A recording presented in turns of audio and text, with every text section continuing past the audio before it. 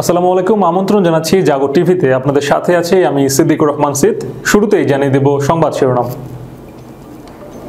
ইসরায়েলের হৃৎপিণ্ডে রকেট ও 26টি ক্ষেপণাস্ত্র দিয়ে আঘাত করল হিজবুল্লাহ। রক্তের স্রোতে ভাসল সামরিক কমান্ডারের সদর দপ্তর ও গোলানি ব্রিগেড।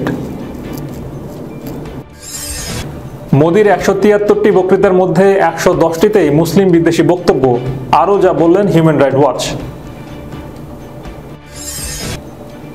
বাংলাদেশে ছাত্র আন্দোলনে শিশুসহ 650 জন নিহত, জাতিসংঘের প্রাথমিক প্রতিবেদনে উঠে আসলো ভয়াবহ তথ্য।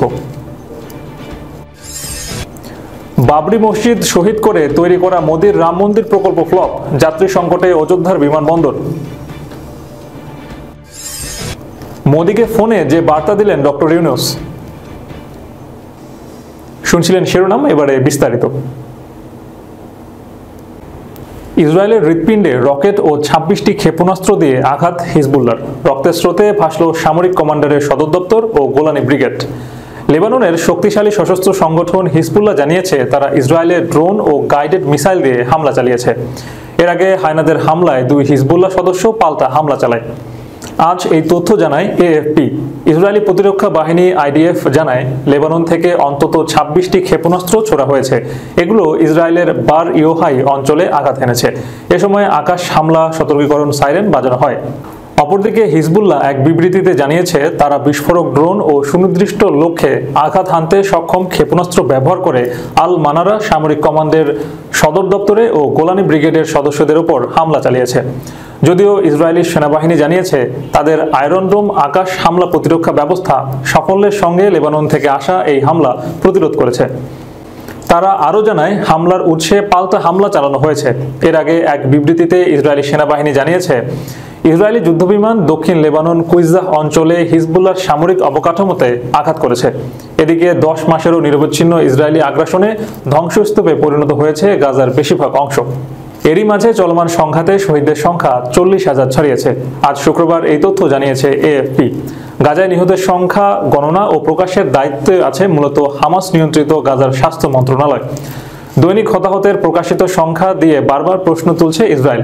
যুদ্ধের প্রাথমিক পর্যায়ে বাইডেন প্রশাসনও এই বিষয় নিয়ে প্রশ্ন তোলে। তবে জাতিসংঘ বলছে স্বাস্থ্য মন্ত্রণালয়ের প্রকাশিত সংখ্যাটি নির্ভরযোগ্য এবং আন্তর্জাতিক সংগঠনগুলোর সঙ্গে একমত। এএফপির 2 সাংবাদিক মন্ত্রণালয়ের ডাটাবেজে নিহতের সংখ্যা যোগ করার প্রক্রিয়াটির সরজমিনে দেখছেন। ভারতে 2024 সালে লোকসভা নির্বাচনের আগে মার্চ মাসে আদর্শ আচরণবিধি কার্যকর হওয়ার পর প্রধানমন্ত্রী নরেন্দ্র মোদী প্রচারে বেরিয়ে যে 173টি বক্তৃতা দিয়েছেন তার মধ্যে 110টিতেই ইসলামফোবিক মন্তব্য রয়েছে। মোদী প্রশাসনের অধীনে সংখ্যালঘুদের বিরুদ্ধে 1 দশকেরও আক্রমণ এবং এই ধরনের বৈষম্যমূলক বক্তৃতাকে মুসলিম, খ্রিস্টান এবং অন্যান্যদের বিরুদ্ধে নির্যাতনকে আরও স্বাভাবিক করে তুলেছে। আমেরিকার আন্তর্জাতিক মানবাধিকার সংগঠন হিউম্যান রাইটস ওয়াচ কথা জানিয়েছে। 14 আগস্ট একটি রিপোর্টে প্রকাশ করে তারা জানিয়েছে আপাতদৃষ্টিতে এই মন্তব্যগুলো রাজনৈতিক বিরোধিতাকে দুর্বল করার উদ্দেশ্য করা হয়েছিল। মোদী প্রচারে দাবি করে এসেছেন বিরোধীরা শুধুমাত্র মুসলিম অধিকারগুলো নিয়ে গলা ফাটিয়ে সংখ্যাগরিষ্ঠ হিন্দু সম্প্রদায়ের মধ্যে ভীতি ও বিভ্রান্তি তৈরি করতে চেয়েছে। মোদী সম্প্রতি বলেছিলেন যে তিনি বাংলাদেশের মাটিতে হিন্দু এবং অন্যান্য সমস্ত সংখ্যালঘু সম্প্রদায়ের নিরাপত্তা এবং সুরক্ষা আশা করেন। কিন্তু হিউম্যান রাইটস ওয়াচ দাবি করেছে যে এই বছরের শুরুতে মোদী নির্বাচনী প্রচারাভিযানে প্রায় ভারতের মুসলমান এবং অন্যান্য সংখ্যালঘুদের বিরুদ্ধে ঘৃণামূলক বক্তব্য করে আসছিল। 5 আগস্ট শেখ হাসিনা সরকারের পতনের পর বাংলাদেশে হিন্দু সহ অন্যান্য সংখ্যালঘুদের উপর হামলার খবরের পর প্রধানমন্ত্রী মোদী বাংলাদেশের সংখ্যালঘুদের নিরাপত্তা নিয়ে কথা বলেন। 2024 সালের সাধারণ নির্বাচনের সময় মোদী প্রচারাভিযানের বক্তব্যগুলো ভীষণভাবে সমালোচিত হয়েছিল। রাজস্থানের একটি সভায় গিয়ে তিনি বলেন কংগ্রেস বলেছিল দেশের সম্পদের ওপর মুসলমানদের অধিকার সকলের আগে, দেশের সম্পদ বণ্টন করা হবে তাদের মধ্যে। কংগ্রেসের ইশতেহারে বলা হয়েছে মা বোনদের সোনার গয়না হিসেব করে সেই সম্পদ বিতরণ করা হবে। মনমোহন সিং এর সরকার তো বলেই দিয়েছে দেশের সম্পদের অধিকার মুসলমানদেরই, আপনাদের মঙ্গলসূত্রটাও বাদ দেওয়া হবে না। এখানেই শেষ নয়, এছাড়াও নানা জনসভায় প্রধানমন্ত্রীকে এই ধরনের মন্তব্য করতে শোনা যায়। হিউম্যান রাইটস ওয়াচ মোদীর সমালোচনামূলক মন্তব্যের পাশাপাশি তার বিরুদ্ধে যথাযথ ব্যবস্থা গ্রহণে নির্বাচন কমিশনের ব্যর্থতার কথাও নথিভুক্ত করেন। বিজেপির সর্বভারতীয় সভাপতি জেপি নাড্ডাকে নির্বাচন কমিশন চিঠি দিয়ে এবং তার দলের সমস্ত তারকা প্রচারকদের সাম্প্রদায়িক বক্তৃতা করা থেকে বিরত থাকতে বলে, কিন্তু মোদীকে বাধা দেওয়া হয়নি। হিউম্যান রাইট ওয়াচ বলেছে, মোদি সারা প্রচারাভিযানের সময় জুড়ে উস্কানিমূলক বক্তব্য দিয়ে গেছেন।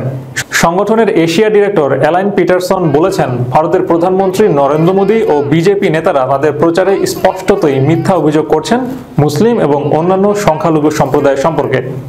হিউম্যান রাইট ওয়াচের রিপোর্টে জানাচ্ছে, ভারতীয় কর্তৃপক্ষ সাধারণ নির্বাচনের পরও মুসলমানদের টার্গেট করেছিল।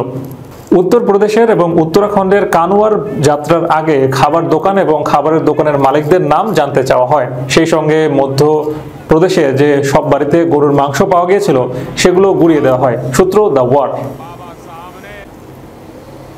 বাংলাদেশে বৈষম্য বিরোধী ছাত্র আন্দোলনে 32 শিশু সহ 650 জন নিহত হয়েছেন। জাতিসংঘের মানবাধিকার কমিশনের প্রাথমিক প্রতিবেদনে এ তথ্য উঠে এসেছে। আজ শুক্রবার জেনেভা থেকে প্রকাশিত এক প্রতিবেদনে এ তথ্য জানানো হয়েছে। 10 পাতার প্রতিবেদনে বলা হয়, 16 জুলাই থেকে 4 আগস্ট পর্যন্ত মারা গেছে 400 জন, আর 5 থেকে 6 আগস্টে মারা গেছে 250 জন।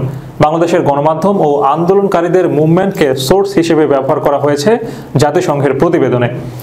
এতে আরও বলা হয়, নিহতদের মধ্যে আছে বিক্ষোভকারী, পথচারী, সাংবাদিক এবং নিরাপত্তা বাহিনীর সদস্যরা।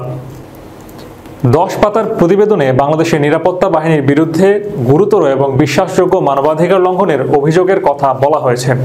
আরও বলা হয়েছে, গত সরকার শক্তি প্রয়োগ করে আন্দোলনকারীদের দমন করার চেষ্টা করে গেছে। জাতিসংঘ বলছে, আওয়ামী লীগ সরকার শান্তিপূর্ণ আন্দোলনে নির্বিচার রাবার বুলেট, সাউন্ড গ্রেনেড এবং প্রাণঘাতী গোলাবারুদ সহ আগ্নেয়াস্ত্র ব্যবহার করে বল প্রয়োগ করেছে। এমন পরিস্থিতিতে বাংলাদেশের সার্বিক শান্তিপূর্ণ পরিবেশ ফিরিয়ে আনতে বেশ কিছু পরামর্শ দিয়েছেন আন্তর্জাতিক মানবাধিকার বিষয়ক হাই কমিশনার ফলকার তুর্ক। সেখানে মোট 21টি পরামর্শ দেওয়া হয়েছে, যার মধ্যে রয়েছে আইনশৃঙ্খলা বাহিনীর বিরুদ্ধে শাস্তিমূলক ও ফৌজদারি ব্যবস্থা গ্রহণ করা, সামাজিক, অর্থনৈতিক এবং রাজনৈতিক অভিযোগের সমাধানের জন্য উন্মুক্ত সংলাপের ব্যবস্থা করা। মাত্র 7 মাস আগে ধুমধাম করে উদ্বোধন হয়েছিল অযোধ্যার রাম মন্দির। উদ্বোধনের পরই আগ্রহের কেন্দ্রবিন্দুতে চলে এসেছিল মহর্ষি বাল্মীকি আন্তর্জাতিক বিমানবন্দর। খোদ প্রধানমন্ত্রী নরেন্দ্র মোদী ঢাকঢোল পিটিয়ে যে বিমানবন্দর উদ্বোধন করেন, সেটি এখন মহাসংকটে। ক্রমশ কমছে পরিষেবা, ভিড় নেই যাত্রীদেরও। অত্যাধুনিক সুবিধাসহ গড়ে তোলা হয় আন্তর্জাতিক মানের এই বিমানবন্দরটির উদ্বোধনে অযোধ্যার মেগা রোড শো করেন খোদ প্রধানমন্ত্রী নরেন্দ্র মোদী। 22 জানুয়ারি রাম মন্দির উদ্বোধনের আগে অযোধ্যা রুটে বিমান চলাচলে হুড়োহুড়ি শুরু হয়ে গিয়েছিল। দিল্লি, মুম্বাই, বেঙ্গালুরু, জয়পুর, পাটনা সহ 20টি শহরের সঙ্গে শুরু হয়েছিল বিমান চলাচল। কলকাতা থেকেও বিমান পরিষেবা চালু হয় রামাল্লা শহরে, কিন্তু 7 মাসেই পরিস্থিতি পুরোপুরি বদলে গিয়েছে। আসলে বিমান পরিষেবা চালু রাখার জন্য যে পরিমাণ যাত্রীর প্রয়োজন হয়, অযোধ্যার মতো ছোট শহরে সেটা পাওয়া পুরো দুষ্কর। আসলে বিমান পরিষেবা চালুর জন্য যে পরিমাণ যাত্রীর প্রয়োজন হয়, অযোধ্যার মতো ছোট শহরের জন্য সেটা পাওয়া দুষ্কর। প্রথমে মনে হচ্ছিল রাম মন্দিরের টানে লাখ লাখ পুণ্যার্থী আসবেন অযোধ্যায়, কিন্তু সেই টানও ভাটা পড়েছে। তাছাড়া যেসব যাত্রীরা আসছেন তারাও যান সড়ক পথে, যার ফলে অযোধ্যার বিমান পরিচালনা বন্ধ হওয়ার জোগাড়। অযোধ্যায় বিমানবন্দর এখন বিমানের অভাবে খাঁখা করছে। 20টির জায়গায় মাত্র 7টি শহরের সঙ্গে বিমান চলাচল করছে এখন। কলকাতা, বেঙ্গালুরু, পাটনার মতো 13টি শহরের সঙ্গে বিমান চলাচল বন্ধ হয়ে গিয়েছে। আন্তর্জাতিক বিমানবন্দর হিসেবে আত্মপ্রকাশ করলেও এখনো কোনো আন্তর্জাতিক বিমান নামেনি। বিদেশি বিমানের জন্য পৃথক রানওয়ে তৈরির প্রকল্প আপাতত বন্ধ রাখা হয়েছে। বিমানবন্দর কর্তৃপক্ষ জানাচ্ছে, বিমান সংস্থাগুলোকে নানা সুবিধা দেওয়ার প্রতিশ্রুতি দেওয়ার পরও সেভাবে সাড়া মেলেনি। যাত্রীর অভাবে কোনো সংস্থায় বেশি বিমান চালিয়ে ঝুঁকি নিতে চাইছেন না। সব মিলিয়ে মহর্ষি বাল্মীকি আন্তর্জাতিক বিমানবন্দরের ভবিষ্যৎ প্রশ্নের মুখে। সূত্র সংবাদ প্রতিদিন। ভারতের প্রধানমন্ত্রী নরেন্দ্র মোদীর সঙ্গে ফোনালাপ করেছেন অন্তর্বর্তীকালীন সরকারের প্রধান প্রফেসর ডক্টর মোহাম্মদ ইউনূস। শুক্রবার মাইক্রো ব্লগিং সাইট এক্সে দেওয়া এক পোস্টে নরেন্দ্র মোদী কথা জানান। নরেন্দ্র মোদী লেখেন, প্রফেসর মোহাম্মদ ইউনূসের কাছ থেকে একটি টেলিফোন কল পেয়েছিলাম। বিরাজমান পরিস্থিতি নিয়ে মতবিনিময় হয়েছে। তিনি আরও লেখেন, ভারত একটি গণতান্ত্রিক, স্থিতিশীল, শান্তিপূর্ণ এবং প্রগতিশীল বাংলাদেশের প্রতি সমর্থনে পূর্ণ ব্যক্ত রয়েছে। একই সঙ্গে ডক্টর মোহাম্মদ ইউনূস বাংলাদেশের হিন্দু ও সকল সংখ্যালঘুদের সুরক্ষা, নিরাপত্তা ও নিরাপত্তার আশ্বাস দিয়েছেন। দর্শক, শেষ করার পূর্বে সংবাদ শিরোনামগুলো জানিয়ে দেব আরও একবার। ইসরায়েলের হৃৎপিণ্ডে রকেট ও 26টি ক্ষেপণাস্ত্র দিয়ে আঘাত করল হিজবুল্লাহ। রক্তের স্রোতে ভাসল সামরিক কমান্ডারের সদর দপ্তর ও গোলানি ব্রিগেড। মোদির 173টি বক্তৃতার মধ্যে 110টিতেই মুসলিম বিদ্বেষী বক্তব্য, আরও যা বললেন হিউম্যান রাইট ওয়াচ। বাংলাদেশে ছাত্র আন্দোলনে শিশুসহ 650 জন নিহত, জাতিসংঘের প্রাথমিক প্রতিবেদনে উঠে আসলো ভয়াবহ তথ্য। বাবরি মসজিদ শহীদ করে তৈরি করা মোদির রাম মন্দির প্রকল্প ফ্লপ, যাত্রী সংকটে অযোধ্যার বিমানবন্দর। মোদিকে ফোনে যে বার্তা দিলেন ডক্টর ইউনূস।